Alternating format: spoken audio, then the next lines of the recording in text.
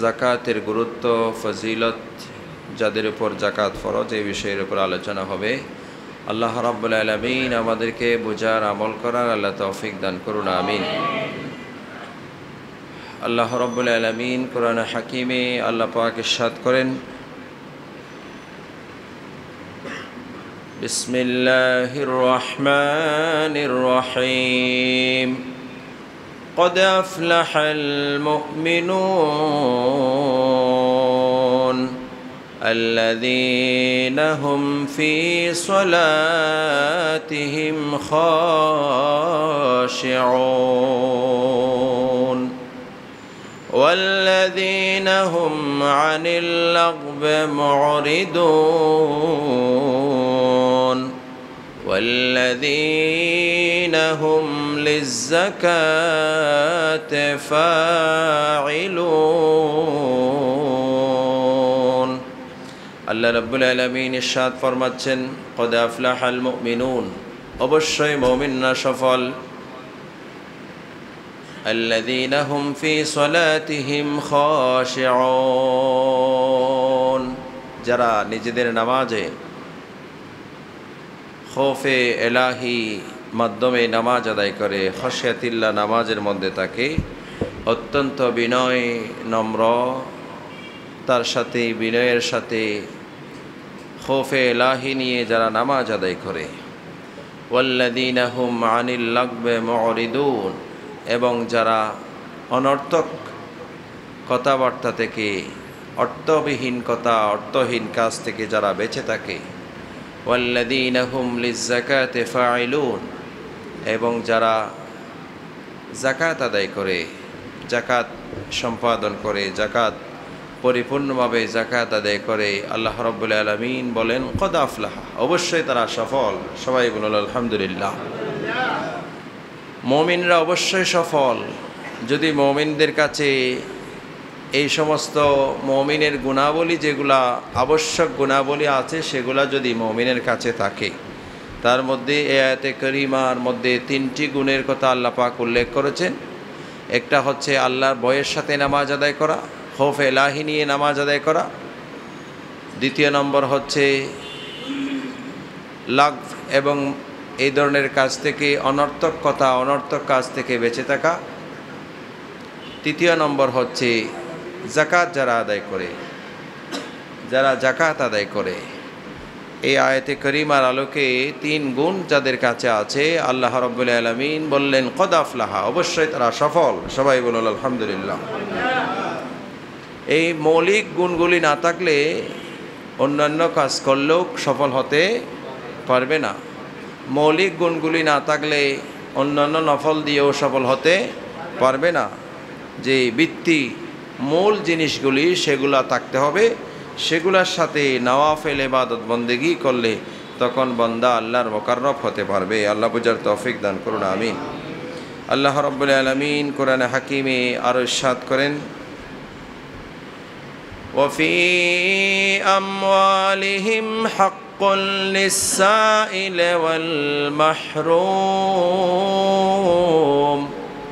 আল্লাহ রাব্বুল আলামিন বলেন, তাদের সম্পদের মধ্যে হক্কুন লিস-সাইল ওয়াল মাহরুম, গরিব, ভিক্ষুক এবং মাহরুম বঞ্চিতদের অধিকার আছে। এই আয়াতে কারিমার আলোকে, আল্লাহ রাব্বুল আলামিনের এই বিধানের আলোকে যাদের উপর যাকাত ফরজ হয়েছে, গরিবদেরকে যাকাত দেওয়া হয়, সেটা গরিবের প্রাপ্য অধিকার। এটা অতিরিক্ত কোনো এক্সট্রা কোনো দয়া নয়। এক্সট্রা দয়া হচ্ছে আপনি যদি দান করেন, সেটা আলাদা একটা দয়া। আর যাকাত সেটা ফরজ আপনার উপরে, আল্লাহ নির্ধারণ করেছেন, সেটা গরিবকে আপনাকে দিতেই হবে এবং এটা গরিবের অধিকার। যে সমাজে সে অধিকার প্রতিষ্ঠিত আছে, ওই সমাজে মানুষ কষ্টে থাকবে না। সবাই বলুন আলহামদুলিল্লাহ। সেটা গরিবের অধিকার, হক্কুল লিস-সাইল ওয়াল মাহরুম। আল্লাহ রাব্বুল আলামিন বলেন, হে আমার বান্দারে, যাদের উপরে আল্লাহ পাক সম্পদ দিয়েছেন, যাদেরকে আল্লাহ দৌলতের মালিক বানিয়েছেন, তাদের উপরে যাকাত ফরজ। তারা গরিবদেরকে দেবে, যাকাত আদায় করবে, মিসকিনকে দেবে, বঞ্চিতদেরকে দেবে। সেটা তাদের জন্য তাদের পক্ষ থেকে আলাদা কোনো দয়া নয়, বরং আল্লাহর নির্ধারিত বিধান, সেটা তাদের অধিকার। সবাই বলো সুবহানাল্লাহ। وقال تبارك وتعالى والذين يكنزون الذهب والفضة ولا ينفقونها في سبيل الله فبشرهم بعذاب أليم। আল্লাহ রাব্বুল আলামিন বললেন, যারা স্বর্ণ রৌপ্য অর্থনৈতিক জিনিসপত্র জমা করে, ওয়ালা ইউনফিকুনাহা ফি সাবিলিল্লাহ, সেখান থেকে আল্লাহর রাস্তায় খরচ করে না, ব্যয় করে না, ফাবাশশিরহুম বিআযাবিন আলীম, আল্লাহ বলেন হাবিব তাদেরকে বলে দিন, সংবাদ দিন, তাদের জন্য রয়েছে যন্ত্রণাদায়ক শাস্তি, কঠিন থেকে কঠিনতর শাস্তি। ইয়াউমা ইউহমা আলাইহা ফি নারি জাহান্নামা ফাতুকওয়া বিহা জিবাহুহুম ওয়া জুনুবুহুম ওয়া যুহুরুহুম হাযা মা কানাসতুম লিআনফুসিকুম ফাযুকু মা কুনতুম তাকনিজুন। আল্লাহ বলেন তাদের সেই সম্পদগুলি জাহান্নামে লোহা বানিয়ে, লোহার লাকড়ি বানিয়ে জাহান্নামের মধ্যে প্রজ্বলিত করে আগুনের শিখা বানিয়ে সেগুলার মাধ্যমে তাদের কপালে, পিঠে, তাদের পাশে শক দেওয়া হবে, আগুনের চেক দেওয়া হবে, সেগুলা দিয়ে তাদেরকে পোড়ানো হবে এবং বলা হবে মা কানাসতুম লিআনফুসিকুম, এগুলা সেই সম্পদ যেটা তোমার নিজের জন্য জমা করেছিলে। ফাযুকু মা কুনতুম তাকনিজুন, সেটার স্বাদ ফাযুকু, তোমরা গ্রহণ করো, মা কুনতুম তাকনিজুন, যা তোমরা সঞ্চয় করেছো, জমা করেছো, সেখান থেকে হক আদায় করো নাই, সেটার স্বাদ তোমরা আজকে গ্রহণ করো। সবাই বলুন নাউজুবিল্লাহ। আল্লাহ আমাদেরকে যেন সেই রকম না করে, সেই রকম হাসলতওয়ালা যেন আমরা না হই। عن أبي هريرة عن النبي صلى الله عليه وسلم قال من آتاه الله مالا فلم يؤد زكاته مثل له ماله يوم القيامة شجاعا نقرع له زبيبتان يطيقه يوم القيامة ثم يأخذ بلخزميتيه ثم يقول أنا مالك أنا كنزك ثم تلا هذه الآية ولا يحسبن الذين يبخلون بما آتاهم الله من فضله هو خيرا لهم بل هو شر لهم سيطوقون ما بخلوا به يوم القيامة। আল্লাহর হাবিবের প্রিয় সাহাবী আবু হুরায়রা থেকে বর্ণিত, তিনি ইরশাদ ফরমাচ্ছেন, আল্লাহ রাব্বুল আলামিন যাকে সম্পদ দিয়েছে, মাল দিয়েছে, ফালাম ইউদ্দি যাকাতাহু, যাকাত আদায় করে নাই, অথবা দিলেও দেওয়ার মতো দেয় নাই, মানুষকে দেখানোর জন্য অল্প স্বল্প দিছে, হিসাব টিসাব করে দেয় নাই। অনেক পাবলিক এরকম আছে যে আমার কাছে তো টাকা পয়সা আছে, যেটা মানুষ জানে, সেই হিসেবে দেখানোর জন্য অল্প স্বল্প দিই। আর যখন রমজান, এই শাবান থেকে শুরু হয়ে গেছে, দোকানগুলোতে এখানে জাকাতের শাড়ি পাওয়া যায়, এখানে জাকাতের লুঙ্গি পাওয়া যায়, এখানে জাকাতের এই ধরনের কাপড় পাওয়া যায়। এগুলা সব প্রতারণা, ষড়যন্ত্র, আল্লাহর সাথেও গাদ্দারি করা, সব প্রতারণার আশ্রয় গ্রহণ করা। আপনি যেটা দিবেন সেটা ভালো থেকে দিবেন, মধ্যম মানের দিবেন। ভালো মানের 10,000 টাকা দিয়ে দিতে হবে এমন কথা না, অন্তত কমপক্ষে মধ্যম মানের হতে হবে। সবচেয়ে নিচু ক্লাসের যেগুলা পড়া যায় না সেই রকম কাপড় জাকাতের জন্য দেওয়া, সেটা আল্লাহর সাথে, আল্লাহর বিধানকে নিয়ে তামাশা করা। জাকাত এটা আল্লাহর বিধান, সেটাকে নিয়ে তামাশা করা। এগুলা বিশেষ করে নেত্রী গোসরের যারা থাকে, নেতা, এরা বেশি করে। নেতা ওদের বাড়িতে মানুষের লাইন থাকতে হবে। অনেক সময় শিল্পপতিরাও করে, শিল্পপতিরা অনেক সময় ভালো কাপড় দেয়, এরকমও আছে, ভালো কাপড় দেয় বা টাকা পয়সা দেয়। নেতা যারা থাকে, বিশেষ করে ওই নেতাদের বাড়িতে মানুষের ভিড় থাকে, সেই হিসাবে এমন শাড়ি কাপড় আমরা আগে দেখতাম, আগের থেকে কিছু কিছু জায়গায় একটু ডেভেলপ হয়েছে, এমন শাড়ি কাপড় দেয় যেগুলো পরা যায় না, সপ্তাহ 15 দিন পরলে আর পরতে পারবে না। হ্যাঁ, একদম গামছা থেকেও খারাপ, গামছা ব্যবহার করে যে গা মোছার জন্য, সেগুলোর থেকেও খারাপ। এরকম শাড়ি কাপড় প্রদান করে ওই দোকানগুলো থেকে আনে, যেখানে এখানে জাকাতের শাড়ি পাওয়া যায়, এখানে জাকাতের লুঙ্গি পাওয়া যায়। এগুলা আল্লাহর বিধানকে নিয়ে তামাশা করা, প্রতারণা করা, ষড়যন্ত্র করা, আল্লাহর সাথে গাদ্দারি করা। সবাই বলুন নাউজুবিল্লাহ। আল্লাহর হাবিব বললেন, মুথিলা লাহু মালুহু ইয়াউমাল কিয়ামাতে শুজাআন নাকরা লাহু যাবিবাতানে, সেই মালগুলো তার কাদের মধ্যে ঝুলিয়ে দেওয়া হবে সাপ বানিয়ে, অজগর বানিয়ে। এই সাপগুলা কিয়ামত পর্যন্ত তাদেরকে, কিয়ামতের সেই মুহূর্ত থেকে, কবরে যাওয়ার পর থেকে কিয়ামত পর্যন্ত, জাহান্নামে যাওয়া পর্যন্ত তাদেরকে কামড়াতে থাকবে। কিয়ামতের মাঠেও তারা সেইভাবে উঠবে, তাদেরকে সেগুলা কামড়াতে থাকবে। সবাই বলুন নাউজুবিল্লাহ। সেগুলা তাদেরকে কামড়াতে থাকবে। গলার বেড়ি হবে। কৃপণের সম্পদ, কারুনের সম্পদের সেই ইতিহাস আমরা জানি। তার চাবি বহন করার জন্য ওটের বহর লাগতো, শত শত ওট লাগতো তার সিন্দুকের চাবি বহন করার জন্য। তার ইতিহাস আজকে নাই জমিনে, এবং প্রতিষ্ঠিত হয়েছে যে সেই কত বড় কৃপণ ছিল সেটা। খাতেম তাইয়ের ইতিহাসের কথাও আমরা জানি। তার ইতিহাস সেই সময়ের আল্লাহর হাবিবের আরও আগের মানুষ, রসুল পাক সাল্লাল্লাহু তাআলা আলাইহি ওয়াসাল্লাম একটা জিহাদের ময়দানে তার একজন পরিবারের সদস্য, পরবর্তী অধস্তন পরিবারের সদস্য বন্দী হয়েছিল। তার প্রতি দয়া করেছিল, আলাদা দয়া করেছিল। রসুল পাক তেমনি দয়ালু, ওই হাতেম তাইয়ের দানের ইতিহাসের কারণে। সবাই বলুন সুবহানাল্লাহ। وعن أبي ذر قال قال رسول الله صلى الله تعالى عليه وسلم ما من صاحب إبل ولا غنم ولا بكر لا يؤدي زكاتها إلا جاءت يوم القيامة عدم ما كانت وأسمنه تنتحه بقرونها وتطاوها بأخفافها كلما نفذت أخراها عادت عليه أولاها حتى يقضي بين الناس।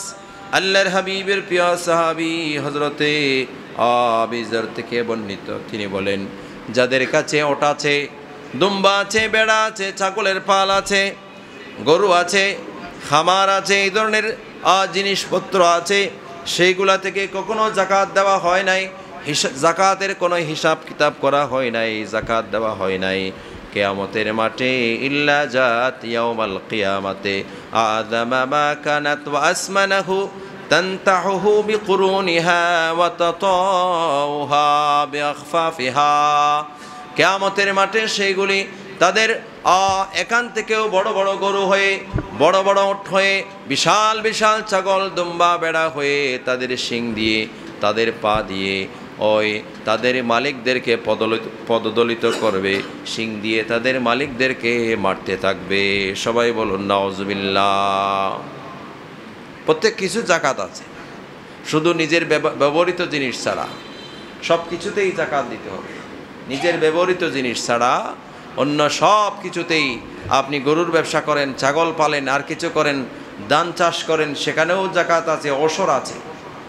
প্রাকৃতিকভাবে প্রকৃতির পানি দিয়ে হলে সেটা 10% করে, আর এমনিতে হলে 5% করে, এটাকে ওসর বলা হয়। আশারা থেকে ওসর, যেগুলা বর্ষায় যেগুলা চাষ হয় সেখানে 10% করে, 100 আরি থেকে 10 আরি, আর যেগুলা শুষ্ক মৌসুমে চাষাবাদ হয় সেগুলা 5% করে, সেখান থেকেও জাকাত দিতে হবে। এক সময় ওই মাদ্রাসার জন্য, মসজিদের জন্য দান তুলতো, সেগুলা মানুষ দিত। মসজিদের জন্য তো দেওয়া যাবে না, জাকাত হিসাবে এমনি দেওয়া যাবে।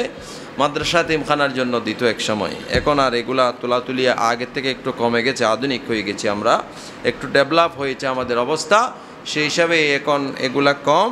বা চাষাবাদ যারা করে তারাও অনেকেই জানে না যে এখান থেকে জাকাত দিতে হবে। বিশেষ করে যারা জমিদার আছে, জমিদার অনেক দনে দনে সম্পদ আছে, তাদেরকে, প্রান্তিক চাষি যারা, তারা নয়। প্রান্তিক চাষি পেটের দায়ে চাষ করে কোনো মতে ভাত খাওয়ার জন্য তারা না, যারা জমিদার শ্রেণীর লোক আছে, অনেক জমিন আছে, সেখান থেকে বৎসরে 500 আরি দান পায়, 1000 আরি দান পায়, আরও অনেকগুলা দান পায়, সেগুলা থেকে জাকাত দিতে হবে, জাকাত ওসর আদায় করতে হবে। وقال أبو بكر والله لأقاتلن من فرق بين الصلاة والزكاة فإن الزكاة حق المال। সিদ্দিক আকবর বললেন লাউকাতিলান্না, আমি অবশ্যই জিহাদ করব, অবশ্যই জিহাদ করব, লাউকাতিলান্না, অবশ্য আমি যুদ্ধ করব, জিহাদ করব, মান ফাররাকা বাইনাস সালাতি ওয়াজ যাকাত, যে ব্যক্তি নামাজ এবং যাকাতকে আলাদা করে দেখে, বললে নামাজ পড়লে হবে, যাকাত দিতে হবে না, এরকম একটা দল বের হয়েছিল।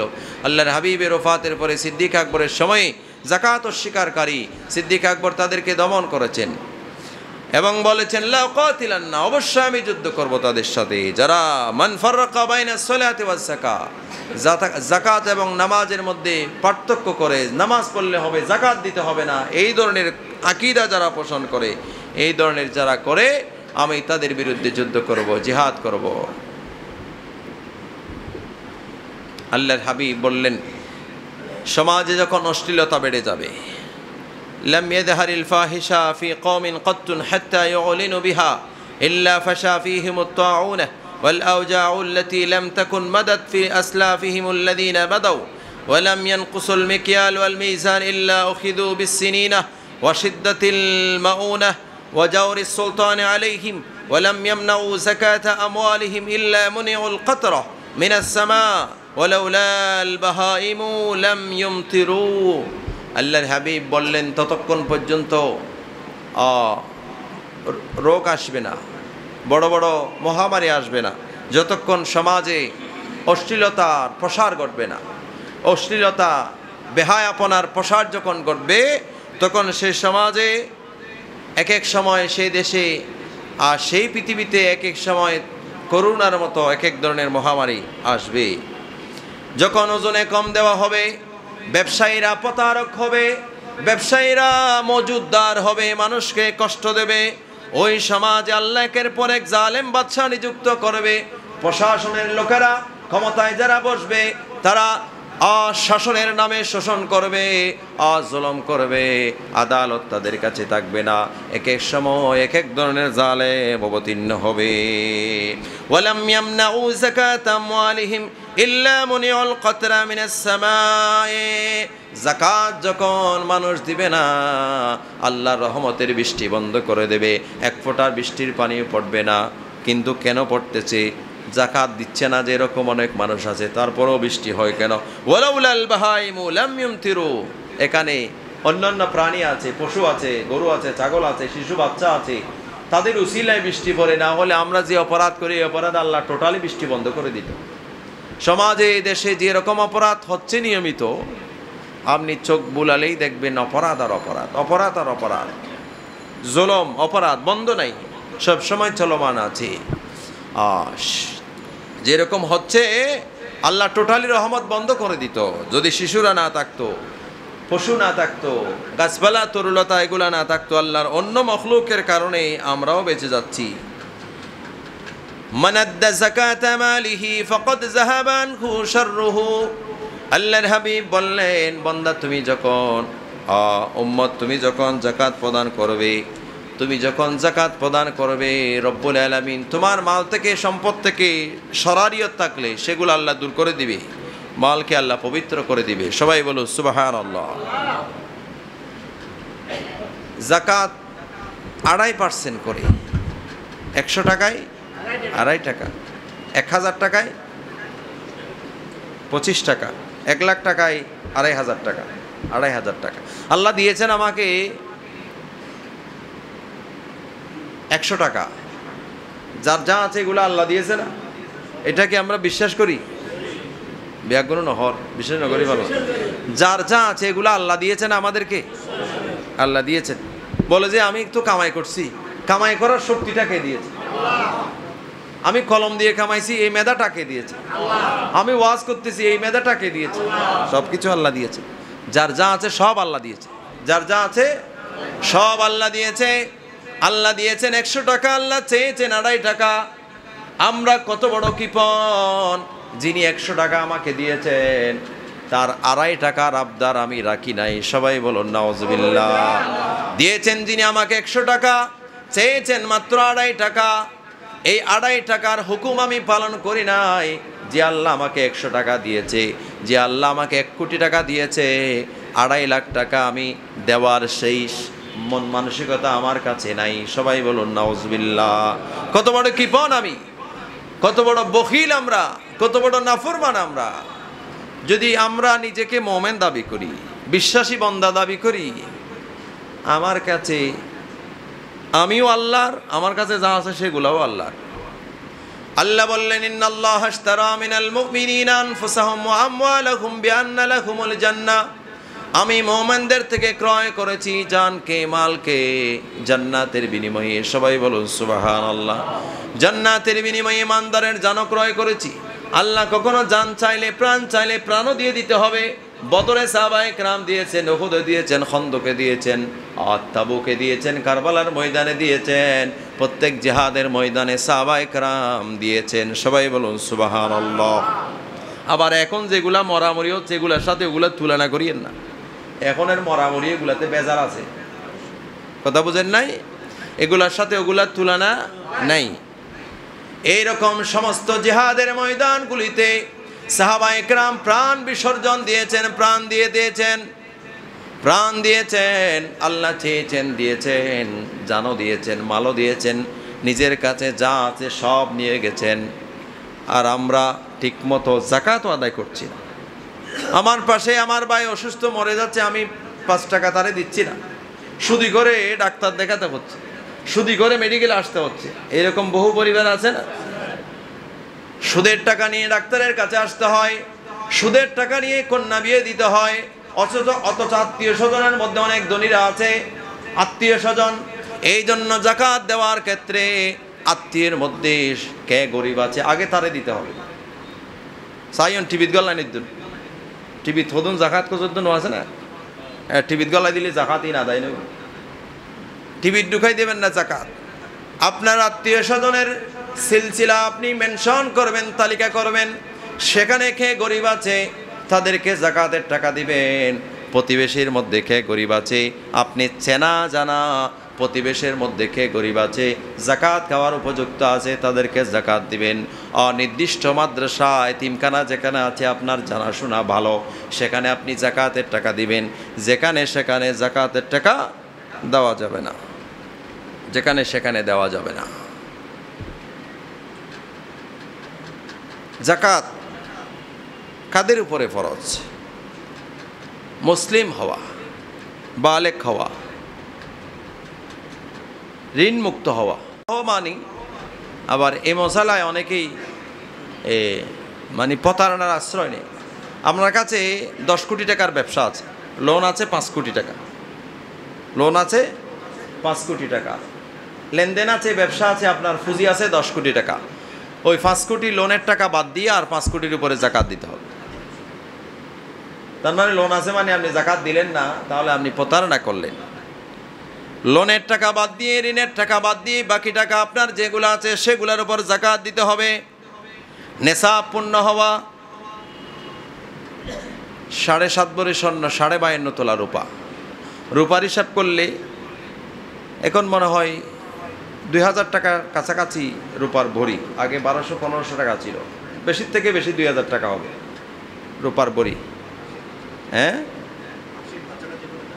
হ্যাঁ, তো এই হিসাবে হলে আপনার 52 হলে 52.5 তোলা হলে 1,04,000।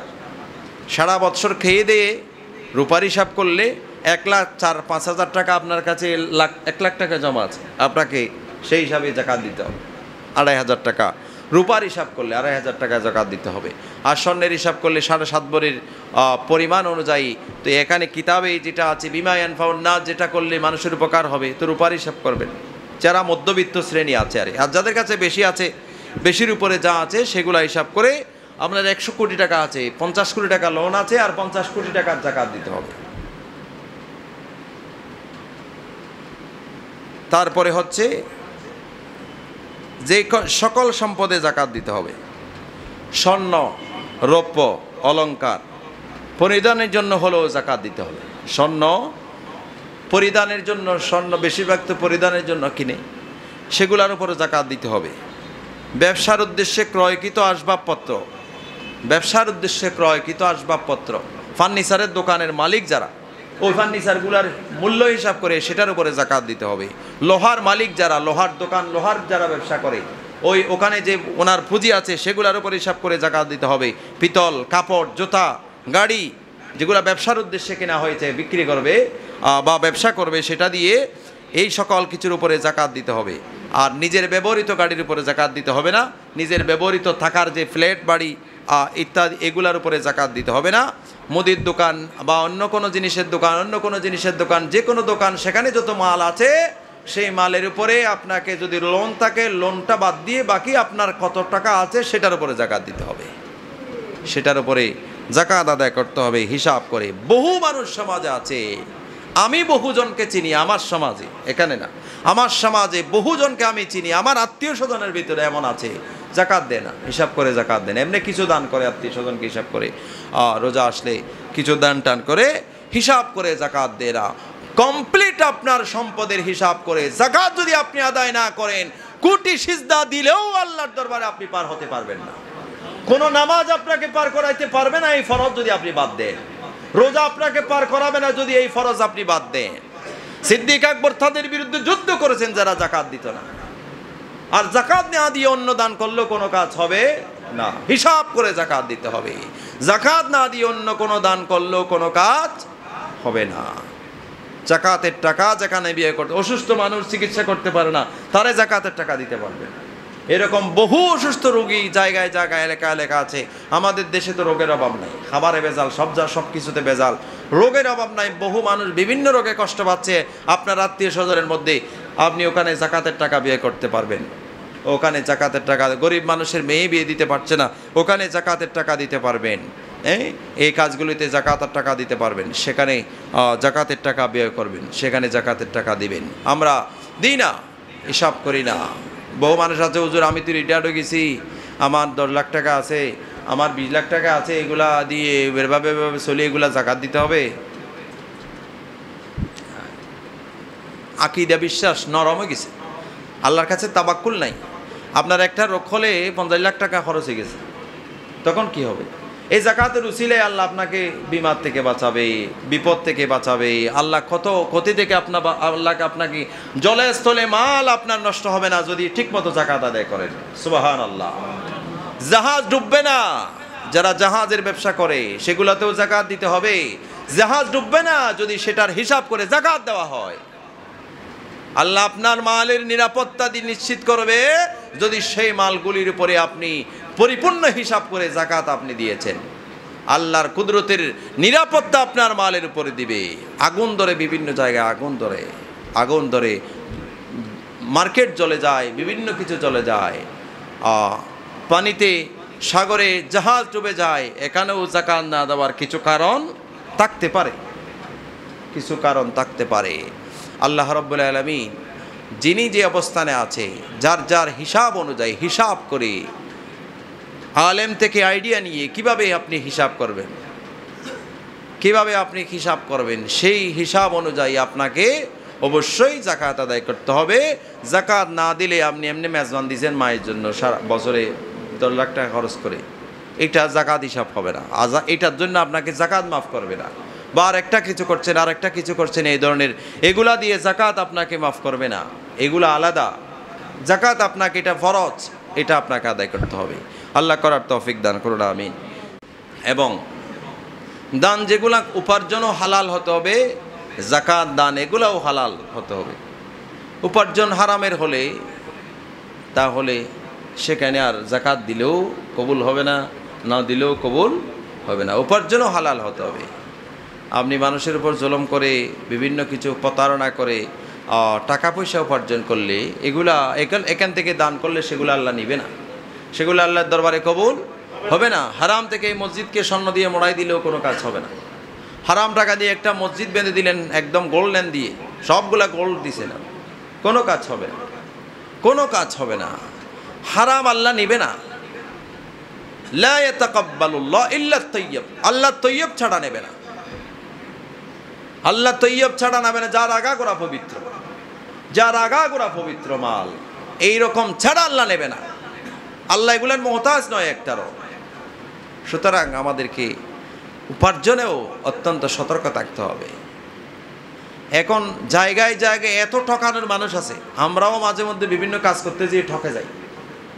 10,000 টাকা জিনিস আমার থেকে 20,000 টাকা নিয়ে ফেলছে, পরে আরেক জায়গা থেকে সেটা আমি জানছি এটা এই কাজটা 10,000 টাকা, আমার থেকে 20,000 টাকা নিয়ে ফেলছে। এরকম বহু জায়গায় ঠকে গেছে। বিভিন্ন কাজ করতে গেলেই আপনি ঠকবেন। কেউ আছে ঠকাই দে, আবার কেউ আছে ঠকে যায়। এইরকম এত প্রতারণা, এত কিছু আমাদের সমাজে, রাষ্ট্রে, দেশে এত কিছু বেড়ে গেছে। চরিত্র আমাদের এত নিচে, চরিত্রের লেভেল এত নিচে গেছে, এটা বলার কথা না।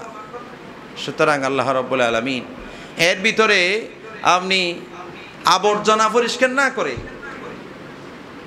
আবর্জনা এখানে আবর্জনা আছে, তো যদি পরিষ্কার না করি আবর্জনার উপরে আমি নামাজ পড়লে কি নামাজ হবে? হবে না। তো তেমনিভাবে ইসলাম কায়েম করার আগে আবর্জনা যেগুলো আছে, চারিত্রিক সমস্যা যেগুলো আছে,